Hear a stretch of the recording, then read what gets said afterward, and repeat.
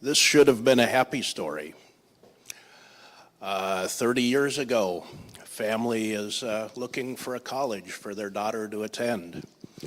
Her two older brothers attended Tulane, and she was destined to follow them. But then in the news media, there was a little crime wave. It made the national news. Oh my God, she can't go to Tulane. It's too dangerous. We have to find someplace safer, closer to home. Did some checking, found a university closer to home. She went there. Her name was Jeanne Clery. What they didn't know was the safety factors that didn't make the media. And it came around that a week after her spring break, she returned to Lehigh in Bethlehem, Pennsylvania, and was murdered, raped and murdered in her dorm room.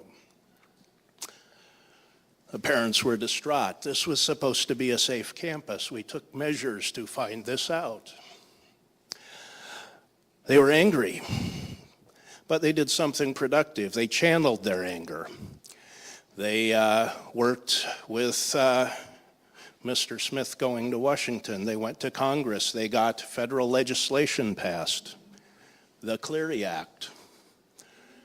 It requires annual reporting from post-secondary institutions that offer financial federal aid. This is a good thing. Now we'll have more safety information for parents and students in choosing a college. But along with more information comes a problem. Now the universities are required to report on all the crimes. What do they do to go report on the crimes?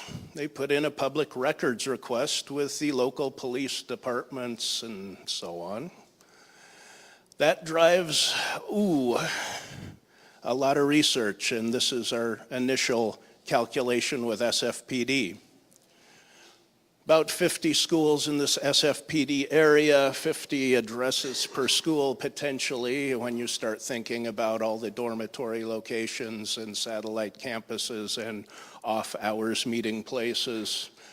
It takes 30 minutes to research an address, and all this added up to about 156 workdays a year at Public Safety SFPD. So, how can we solve that problem? Open data, it's the miracle. It fixes everything. City Open Data worked with the police department, said let's publish all the crime incidents. We'll get all the statisticians at the universities to go to SF Open Data. And here we have what the open data looks like for SFPD incidents. It's free, it's open, it's available to anyone, but the interface is a little clunky. It takes some analysis to get through. It's really more for technical folks.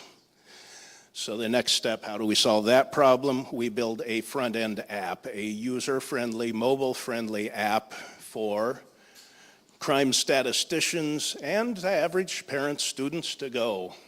You can bring it up on your phone right now if you want, sfcrimedata.org. You enter an address, a radius, pick a time period you want to search.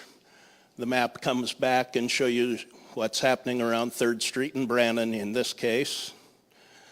You can drill in, see the detail. And scroll down a little bit, you have an opportunity to download your data, see it in a list. So we've improved the user friendliness. It fits a mobile format. You can look up wherever you are. Our primary use case is we want colleges and universities to use this to do their annual security reporting. It's also available to the public, to parents and students who might want to cross-check this safety report published annually against their own search. Quick project status, started March 15, minimally viable product 2016. We're in beta this year. Added polygon search that lets you search right around a campus. Going forward, we'll add more enhancements for campus safety, launch version 1.0 for next year's reporting year. And all goes well, we hope to get data beyond San Francisco. It is a federal reporting requirement, so it could go anywhere. Thank you. Any questions?